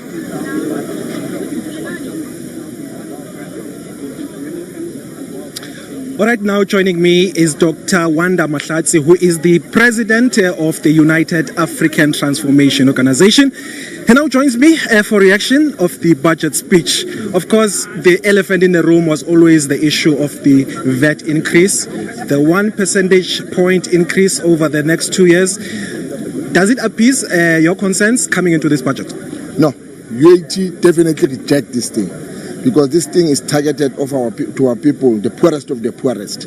Now, if you have 0.5 this year, 0.5 next year, in terms of collection, that gives you 30 billion this year, and it gives you 15 billion next year. It's a total of 45 billion. Are you saying you have a government that is well organized that cannot get that money? If you want that money, you'll get it on the wasteful expenditures. On wasteful expenditure, we spend about 125 billion. If you're a government that said that we will work with this party will bring a different skill, best of the best. Where is this best of the best? This GNU has collapsed. They don't have an agenda. Hence, you see the budget is shaky. So our position is this. We are here to protect the poorest of the poorest. Go and get this money from corporate, big corporate. Let them be the one that pay for this 45 billion. All right, on the expansion of the zero-rated items on VAT, has it gone enough to bring relief to the poorest of the poor? That is not an intention. The intention is to make people suffer. The ANC is no longer representing our people.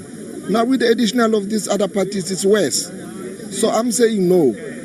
The effort. So can I expect you that you will vote against this budget? Definitely, the UAT will vote against. As long as this thing is punishing our people, the poorest of the poorest, it's a no from UAT, definitely. Dr. Wanda Mahlatsi speaking passionately. He is, of course, the president of the UAT.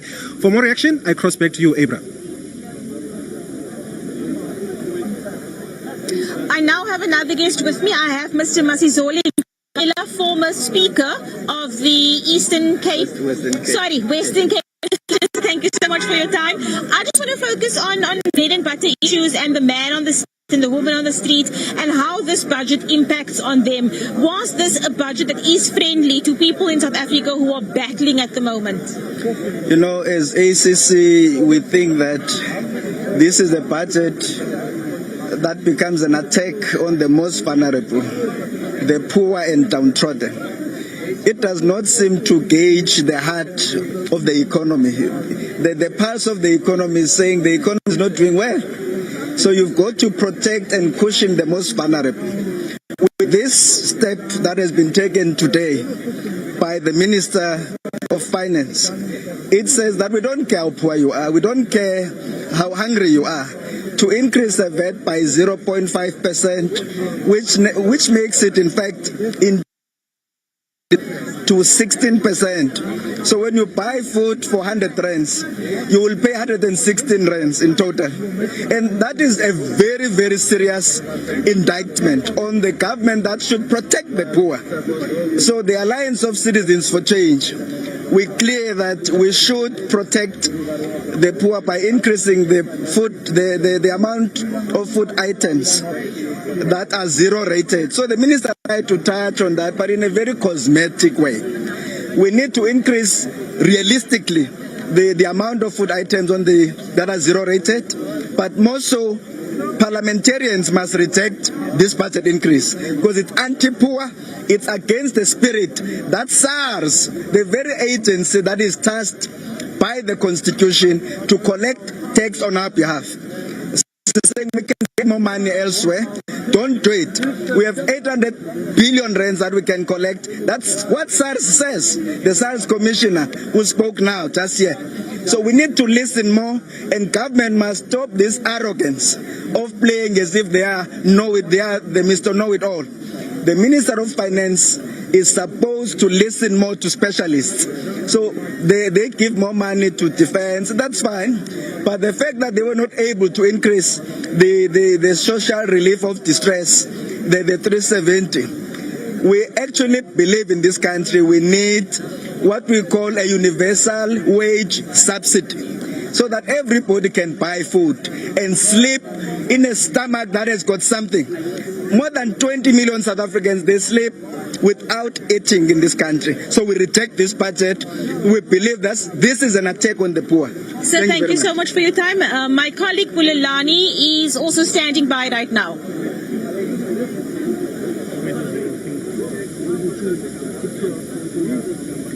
Well, joining me now is Jozitube, the leader of Rise Mzansi, who's also the chairperson of SCOPA. But firstly, let's start here. As leaders of political parties, you met with the president this morning. Take us through the mood of that meeting.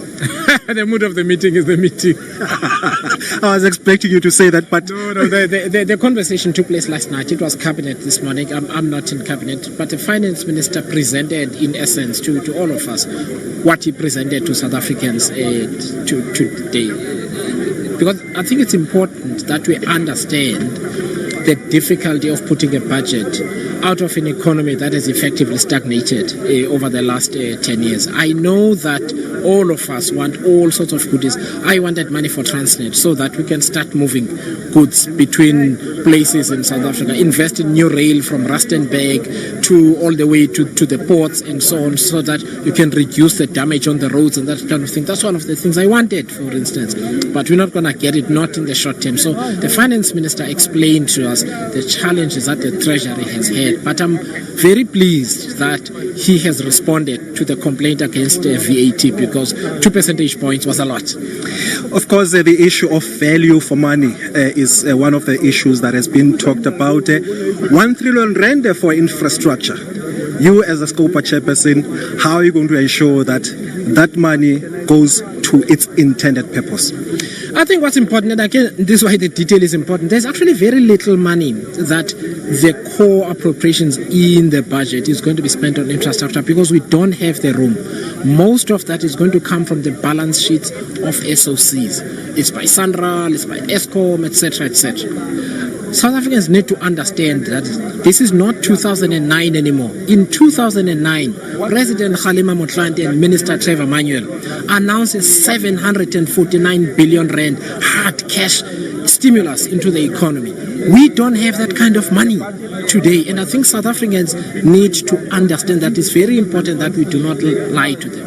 Therefore, we're counting little pennies here and there, and they're unfortunately not enough. There are two things that are important in this environment. We must always try and cushion the blow on the poor, but it is absolutely important that number of 28 million people that are dependent on social grants reduces over time, because people have a living wage, they've got decent jobs, they've got decent housing, public transport is affordable for them to go to and from work or to go and look for work. So we need to think about budgeting in those terms, not in terms of single issues. The minister announcing a 20 billion rand saving from the Eskom debt relief. Is that something to celebrate? It's something to celebrate. We've actually, as a standing committee on public accounts, been engaging very closely on an ongoing basis with Eskom. One of the things Eskom has been absolutely focused on doing is efficiencies, the same efficiencies that we're talking about from government. For example, they are trying to move as much of their volume of coal off the road onto conveyor belts, which are much cheaper. That's got savings in other areas of public spending. You don't damage the roads as much anymore, which means you don't spend so much money on maintenance, having backlog of maintenance and so on. So Eskom have been doing exceptionally well all the way towards placing a concrete proposal on the table for the eventual writing off of municipal debt if they agree to a certain repayment regime, fixing their own infrastructure and collection and so on. We need to do that with every other entity in government. Debt service costs for the country remains a headache for the minister. Is it doing the right thing? I mean, is he winning this battle of reducing these debt service costs? No, he's not. He's not, because Parliament refuses to acknowledge the problem. Parliament refuses to acknowledge the problem. By the end of this financial year, we will be paying close to 500 billion. If we are not careful, 500 billion servicing debt. It's soon going to become the biggest single expenditure item in our national budget. We're talking about SARS collecting money. Most of that money is going to go towards repaying debt if we are not careful. So it is really important that we use public money well. We reduce corruption, we prosecute corrupt people, we eliminate the waste that we see in the system. But most importantly, the board of the South African people that sits here must start acting like a board, and people should not expect goodies when there are none falling from the sky. Songezo Zibi, leader of Rise Mzansi, I'm going to ask you to step aside for a moment and bring in Vuyo Sungula, the president of the ATM. Of course, the elephant in the room coming into this budget was the proposal of the VAT increase, the 1 percentage point increase over the next 2 years. Does it strike the middle ground? No, it doesn't, because the real impact when it comes to the poor now need to contend with an increase in electricity prices, fuel prices. We already have high interest rates. We already have a high cost of living. Now, if you add VAT to that mix, you are basically killing South African citizens. The problem, firstly, is that the government refuses to go after big corporates who are making money in South Africa. The amount that is lost through illicit financial flows committed by especially companies in the mining industry, it is very high, but the government does nothing to address that. Secondly, you've got the informal sector whereby foreigners are trading there, not paying any form of taxes, but they're using the infrastructure, using the services, but even the government is not addressing that. Now, if you can go back also to the mining companies, the amount that the mining, the VAT was raised through VAT as opposed to mining royalties. The amount that was raised by VAT was 16 times higher than mining royalties, meaning we've got companies who are not South African-owned companies who are making our economy in terms of our mineral resources, but they're contributing next to nothing. So we have a government, Bulelani, that rather would impoverish many South Africans who are barely surviving instead of finding alternative means of raising revenue. He argues that increasing corporate tax would discourage investment. Do you buy that argument? No, we don't buy the argument, because by the time in 1994 came, the tax rate just before apartheid ended, there was it was 50%, and from 1994 it has been going down and down. But how can they be increasing VAT, which will impoverish the South African citizens, but on the corporate side, there's not even an increase. It has been going down since 1994.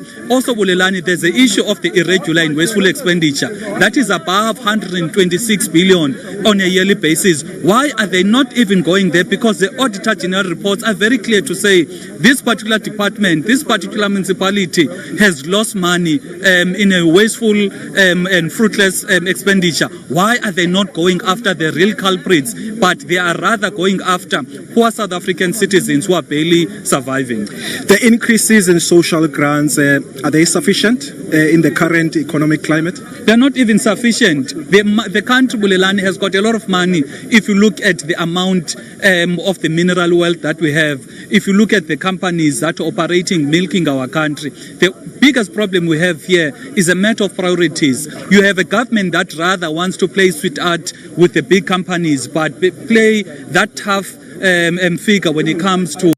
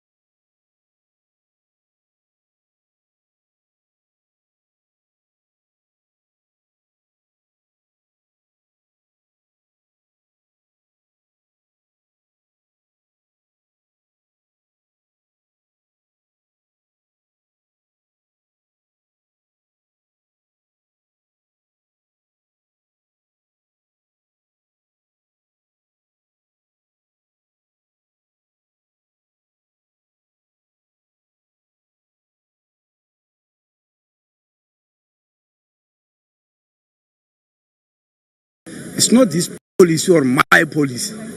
That's why I was a little bit objecting when you said Minister of NHI. I know it's in a lighter note, but definitely it's important for people to understand that he has got no choice, he has got to support.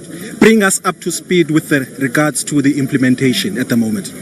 No, let's take you back to the State of the Nation address and go and read what the President said about health. He mentioned only two things about health.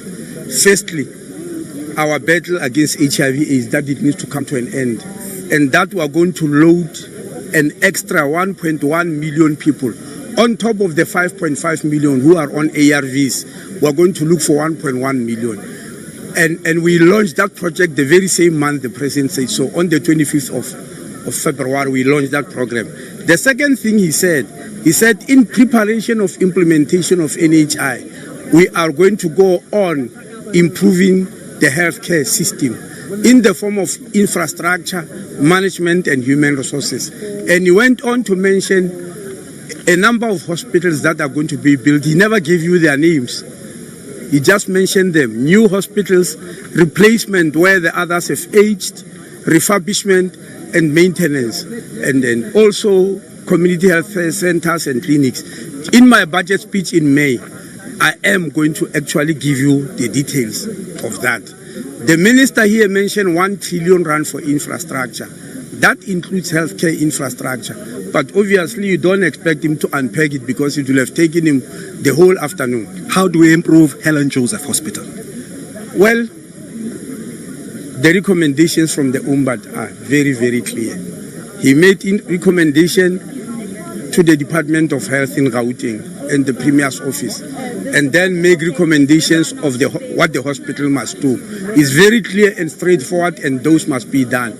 My job will be to make sure that they are actually being done.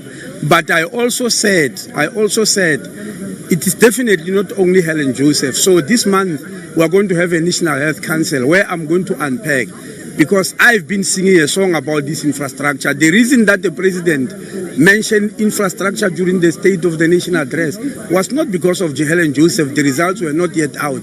It's because we told him so that we have got a big problem of infrastructure and HR in the healthcare system because of the budget cuts that happened over the years, which the Minister today alluded to. I'm sure you heard him.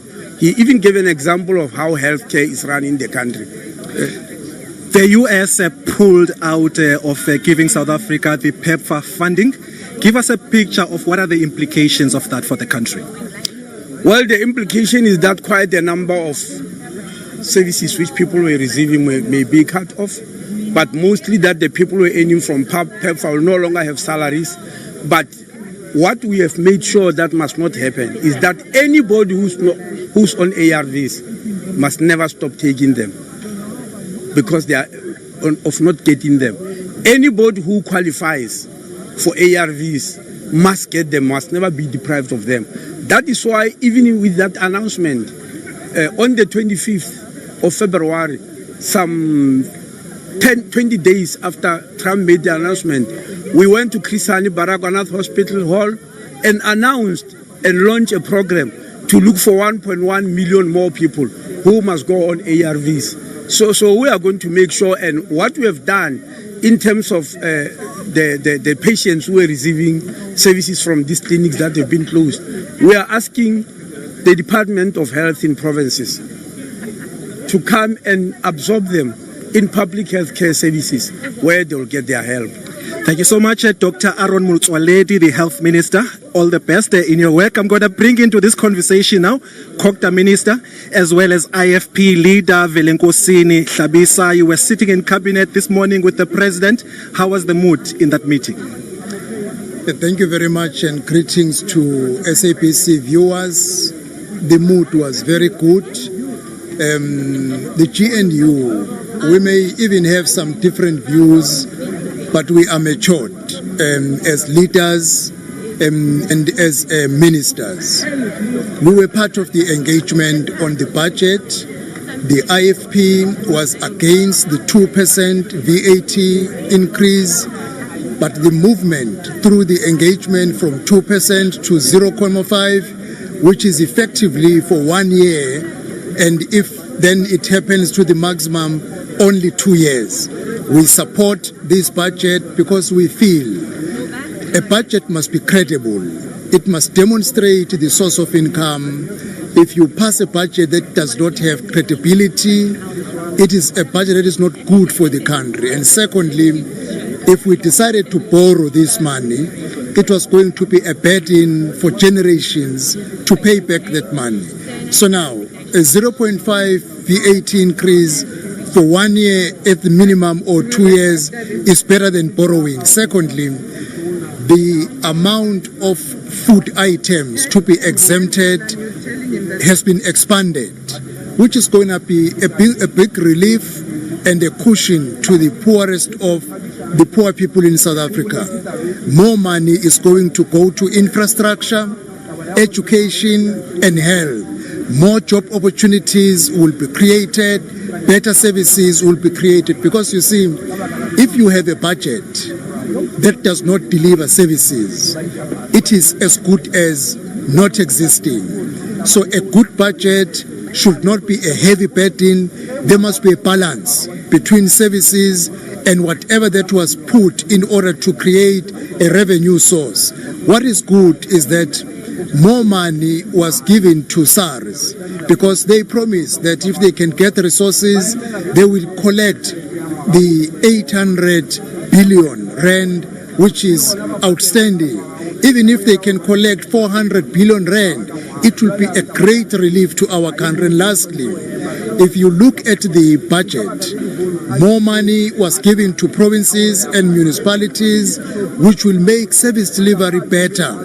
Because if you have government at a provincial and a local government level that is unable to deliver because they don't have money, it is also not of any help to the people of South Africa. So we support this budget, and we also advanced the view which collectively we accepted, that immediately after this tabling, let us go back to the drawing board and identify more areas where we can reduce the expenditure and also identify areas to concentrate in order to grow the economy, which can speedily remove the 0.5 VAT increase in the second year. Velenkosini Hlabisa, COGTA Minister, as well as the IFP Leader. But we will hold you to account on that 100 billion rand for equitable share that is additional for municipalities. Hopefully, it will go to its intended purpose. All the best in your work. And it's a wrap for us here in the precinct. I'll cross to my colleague, Nombu. Thanks very much, Bulelani. Yes, well, a lot came out of the budget, and of course, the key thing being that 0.5 percentage point increase in VAT for 2025, and then a further 0.5 percentage point increase in 2026, which effectively means that come this time next year, VAT will be 1 percentage point higher at 16%. I do have with me two economists, Hannah Denabrega. She's an economist at Prescient, and Lavan Gopal, he's a director at Merchant Africa. Thank you, both of you, for joining us. I'll start with you, Hannah. We were talking about the VAT impact. Of course, National Treasury has tried to bring about more zero-rated products. Do you think, to some extent, this helps to counteract any regressive nature of VAT on poorer households? So what would make the VAT regressive would be if they had applied it to all goods and services in South Africa. However, they've removed the VAT increase to only be they've removed any basic goods from the VAT increase. So that means that it's not regressive for the poor. It doesn't affect the poor as much as if it had to be based on all goods in South Africa. Lavan, I was quite surprised to see that they've basically said the social relief of distress grant comes to an end come the end of March 2026. I think some 10 million people do claim that money every month, 370 Rand. That's 35 billion Rand that the government has had to churn out over a number of years, but it comes to an end. And yet, President Ramaphosa has said that this may serve as a precursor towards a basic income grant. So there's a full stop there. What are the implications? I'm personally very disappointed that that particular grant has come to an end. It's been a feature since COVID, and there are many that have become dependent on this. This has helped to feed families. We look at our economy with the unemployment rate as it sits, north of 30%, some 8 million people without jobs. They are probably the ones that survive on that 370 Rand. Let's counterbalance it with VAT. And there was a thinking that the increase in VAT might have been there to come through to afford to pay for that social relief. Well, now that we see we see 15% going up by 0.5% this year and 0.5% next year, it's likely to add about 15 billion to revenue, which certainly comes through to add value to our revenue, and every cent does count. I believe that more could have been done as well in terms of creating opportunities for youth employment. Programs could have been put in place to come to the rescue of those that are in need the most. Remember, as you remove that social grant, you're going to create hardship in this economy, and giving people 12 months notice is just not good enough. I must also share the billion rand spend in infrastructure is welcomed, particularly the spend on water and electricity. These are focus areas that we need the spend in. In general, it hasn't been a storied budget. We saw a personal income tax remain flat. We saw corporate tax remain flat.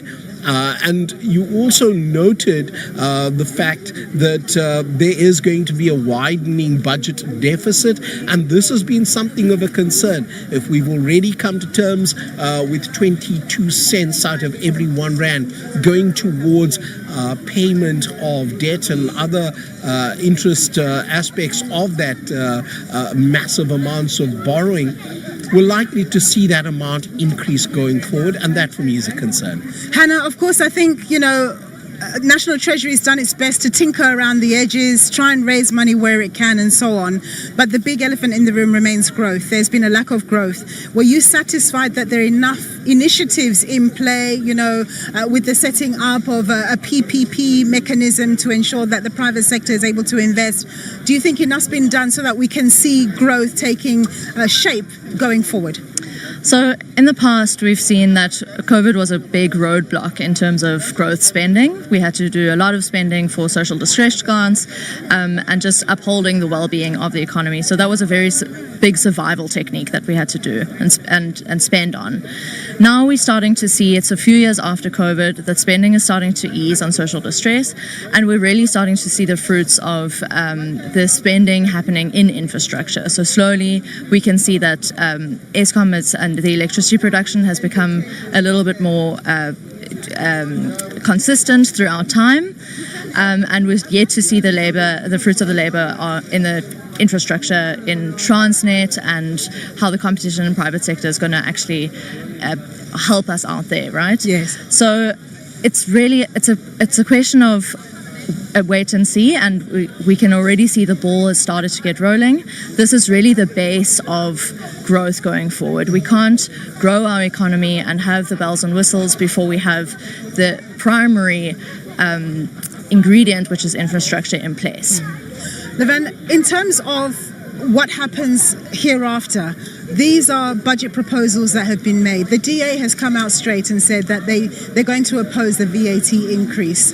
To what extent are you concerned around the survivability of the GNU, given that one could say there's been a lack of compromise on the part of the DA, but of course their arguments are valid that we need to use the resources that we have properly, but in the interim, I was very pleased when we had the notion of GNU after the elections. I thought this was an opportunity for South Africans to all have a voice, an opportunity for us to guide and grow the nation. Certainly, as if you view it as a marriage, every marriage has its hiccups, and maybe this is one of those. I was also disappointed when we first saw the budget 3 weeks ago and some parties decided to walk out and not to agree on the terms. There were certainly moments well ahead of the budget where they could have, and so some people might view that as grandstanding on the part of certain political parties, showboating to say that we have the power to stop the budget. I hope, after all is said and done, and this budget, which I believe to be a compromise compared to what was expected 3 weeks ago, I hope that the various parties come together and agree, and that this becomes a feature as our national budget, and we move on without drama. Right, well, we wait and see. Of course, those were my guests. Hannah Denobrega, she's an economist at Prescient, and Levan Gopal, he's a director at Merchant Africa, speaking a little bit, just scratching the surface of the budget 2025 that was delivered by Enoch Godongwana, the finance minister. Of course, this is just the beginning now.